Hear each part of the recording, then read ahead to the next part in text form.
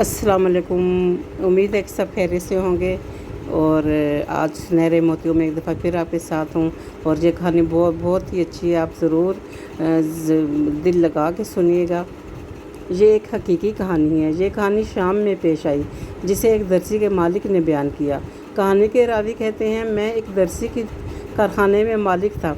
मेरी एक हमसाई थी जिसका शौहर फौत हो चुका था।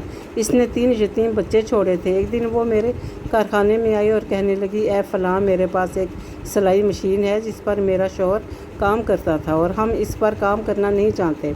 मैं चाहती हूँ कि इन यतीम बच्चों की कफ़ालत करूँ। क्या मैं इस मशीन को आपके कारखाने में लाकर आपको किराए पर दे सकती हूँ, ताकि मुझे कुछ आमदनी हो और मैं अपने ख़ानदान का पेट पाल सकूँ। मैं इसकी बात सुनकर शर्मिंदा हो गया, और शर्म कभी भी बुराई की तरफ नहीं ले जाती। मैंने कहा, बहन बिल्कुल, आप इसे मेरे पास भेज दें। जब इसने मशीन लाई तो मैंने देखा कि वो तो बहुत पुराना मॉडल था और किसी काम का नहीं था, लेकिन मैं इस औरत का दिल नहीं तोड़ना चाहता था। मैंने इससे पूछा, बहन, आप इस मशीन का किराया क्या लेना चाहती हैं? इसने कहा, 3000 लीरा। ये वाक़या जंग से 20 साल पहले का है। मैंने इसे 3000 लीरा दिए और मशीन को एक कोने में रख दिया, क्योंकि वो किसी काम की नहीं थी, लेकिन मैंने इसका दिल नहीं तोड़ा। हम 10 साल इसी हालत में रहे। हर महीने उम्मे जमील आती और मशीन का किराया लेती, जबकि मशीन कारखाने के एक कोने में पड़ी रहती है और कोई काम नहीं करती थी। 10 साल बाद हमने छोटे कारखाने से नए कारखाने में मुंतकिल किया, जो कस्बे के किनारे पर था। जब हम सामान मुंतकिल कर रहे थे तो मैंने कहा, उम्मे जमील की मशीन भी ले जाओ।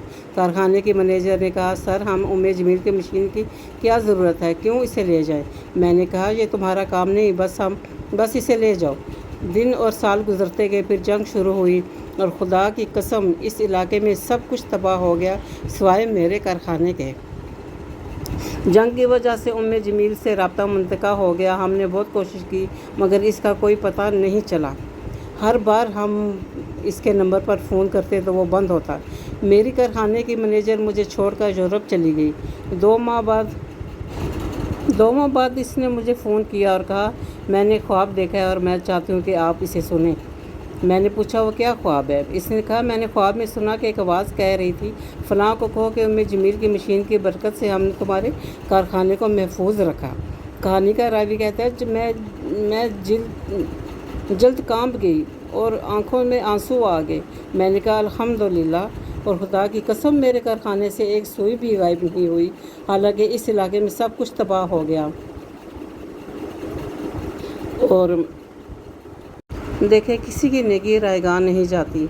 उस बंदे ने इतना नेकी की कि वो बिल्कुल 3000 एक किस्म का उनको देते रहे।